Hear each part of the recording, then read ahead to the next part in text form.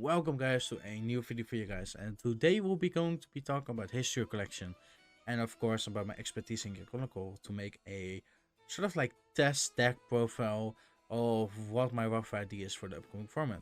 Of course this idea may change a lot, maybe I will even scrap the deck, hopefully not of course, and make new ideas, like test a bunch, like with History Collection is like it opens the format entirely wide open. We don't know what the best deck is yet. We also don't know how the format is going to be looking like. And even in like areas where they already have History Collection, like, they still don't know what the best deck is. They have a grasp of like what like some of the most solid decks are, what of the most powerful decks are, but we may still discover lots of new things. And that's what I'm going to talk about. I'm going to talk about a draft that I have for Gear Chronicle, because as you guys may know, I'm a huge Gear Chronicle fan. I always like to build it for the upcoming format, and I especially think this deck is like really like cool to play because it's one of my favorite decks, because it's going to be about Time Leap, as you can already maybe see like some pieces into the video. Time Leap is a really cool engine in my opinion. It's like you can splash it into any deck because you essentially only have to like play 11 cards I think, and then you can just play the entire rest of your deck. Of course it's slower in the best format. Like I also played it at some point in a BSF I think last year, where I went to defeat it in France, which was really strong because we almost made top 8. But I played it, also faced Zemo and Maxime and stuff. But I played Time Leap a bunch, and it's always been like the favorite type of engine that I want to play. So I thought, why not make a video about it? What my first draft is, what my test deck is. As I just said, it's still a draft. It can be anything. Like it can change quite a lot, but I think it's also a good like guideline for new players to see what they maybe need, what they want to like look at, and like stuff like that. So let's go into the deck profile type of thing, and let me know if you guys like this idea, of course, that I just put a deck lock in and then to go around the deck and talk about it. Because I want to do this thing because it's far more like you have far more overview of what you're looking at.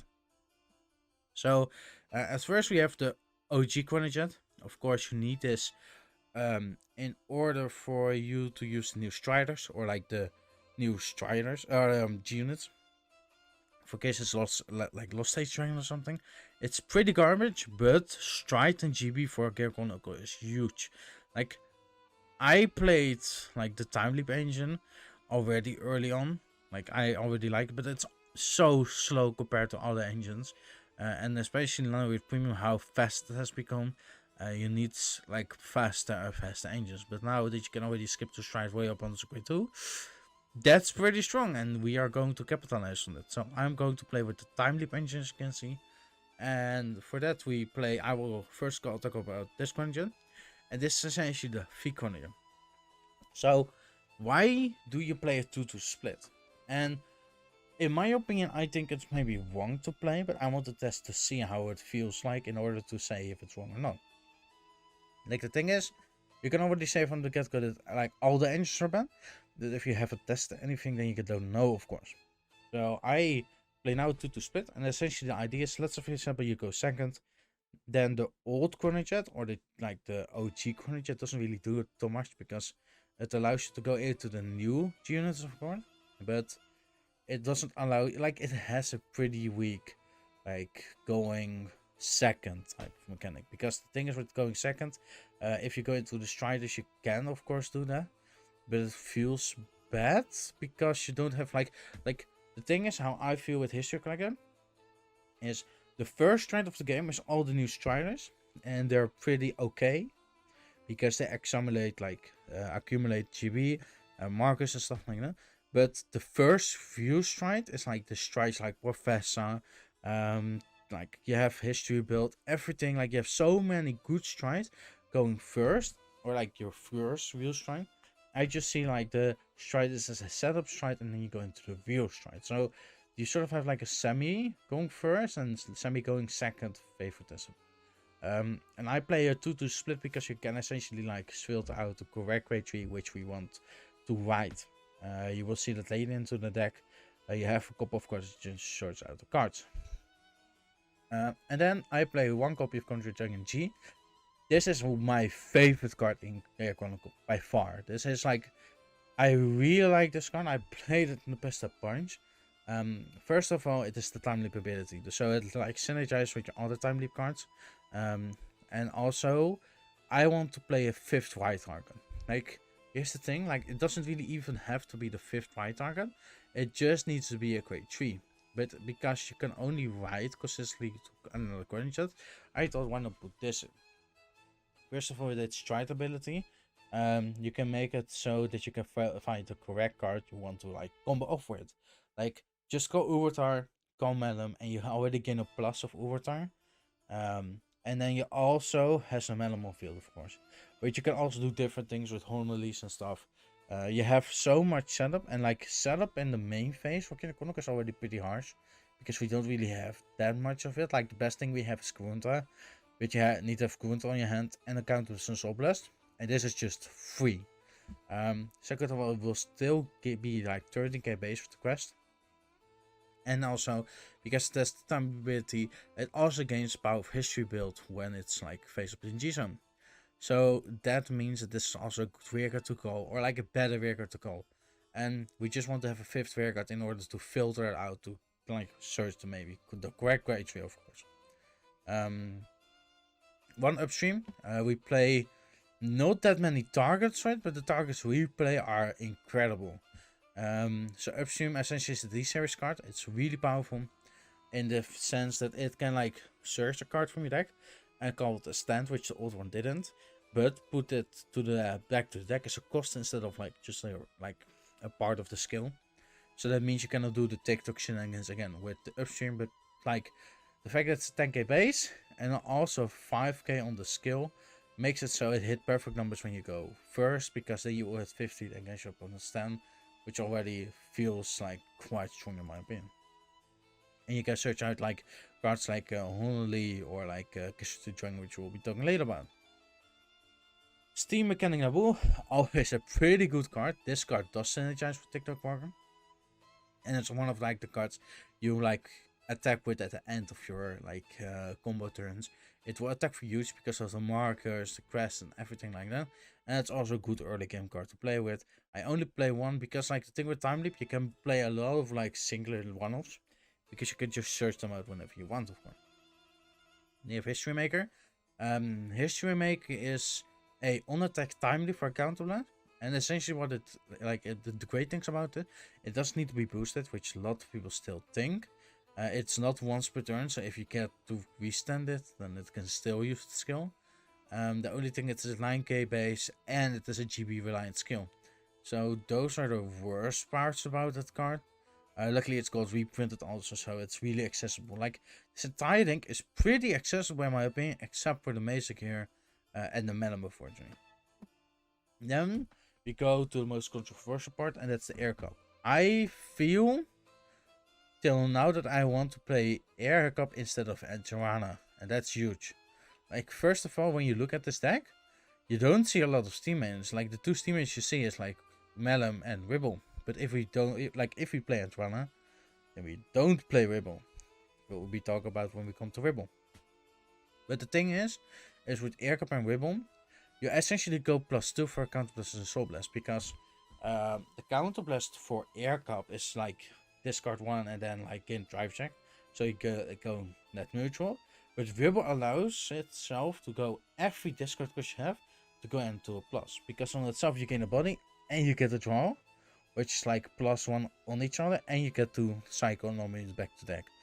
I will be playing with this ratio. I played in the past on 3 and like the best timely decks. But I think just to play it at 4 to see how good it performs is really like necessary.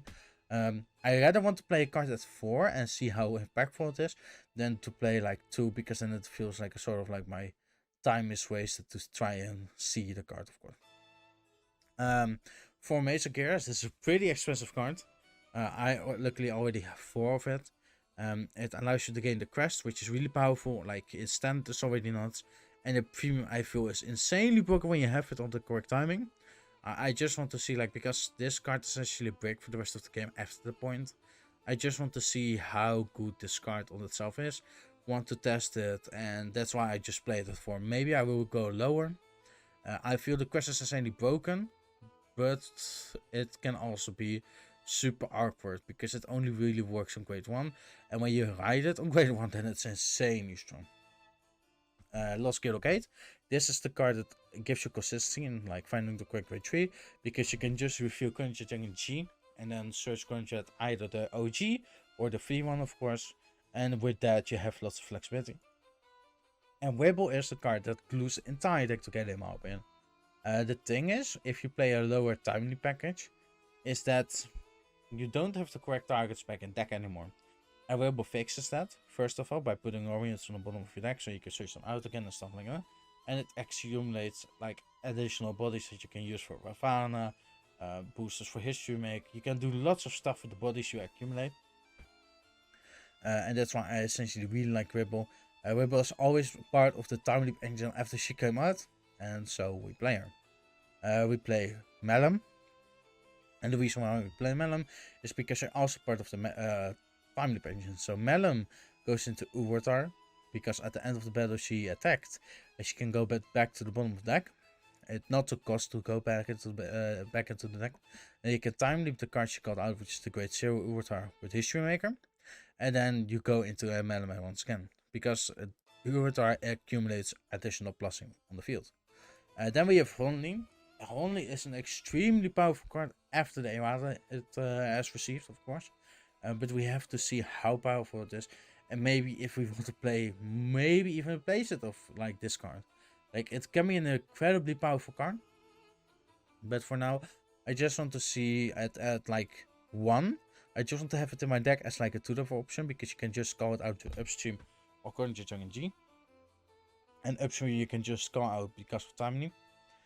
And then we can just see how it works, if we need more, if we need like less. Like, I rather want to play the other copies more at 4 to see the impact of it, and then like change only later, of course. 1 Casualty Dragon. This is primarily because of the fact that drawing this when you go first is really good. If you don't draw it and you go upstream becomes an additional attack extender for nothing. Essentially, it's just 3, because it gives an on attack skill to the Vanguard, and the Vanguard already says every on hit hits regardless if it hits or doesn't hit. So you just get an additional time about that. TikTok, just the main part of your time leap engine. With Melum, you gain 2 bodies of it, because you can just first time leap Melum, and the Melum skill still activates because going back to the deck isn't cost, unlike the D upstream, of course. And it just synergizes greatly with the deck. Feast Starter, because the Feast Starter is broken, and we need Chronodren for Major Gear.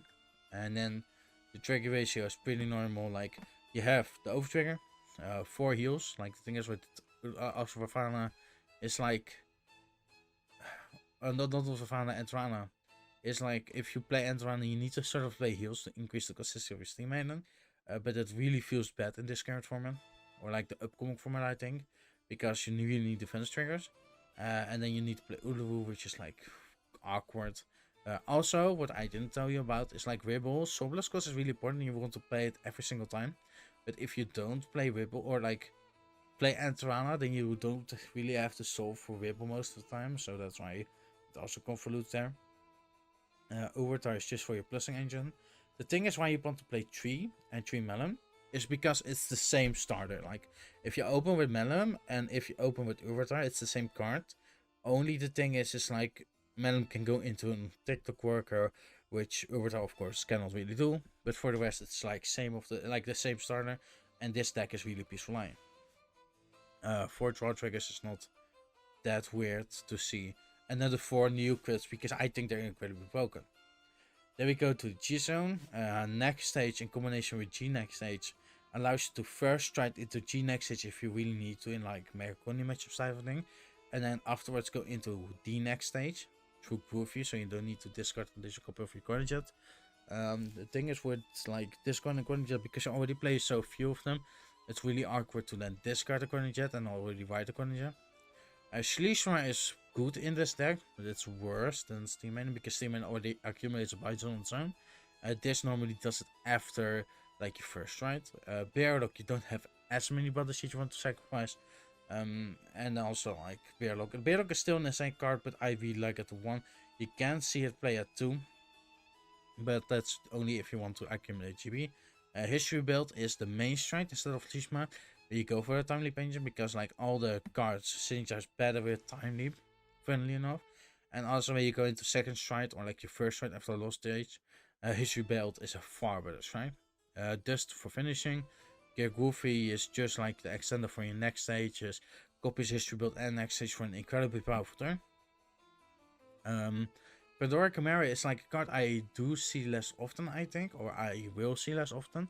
But I still think we need to respect the fortune. Hedgehog, strongest G card in the game. Bafana, a super free G card, but it also sits per turn. Uluwu because we need targets in the deck, and then Harmonix, of course, same as Lost Age, which is like really self-explanatory. So hopefully you guys enjoy this type of deck profile. If you have any questions, comment down below, and I will see you guys later. Goodbye.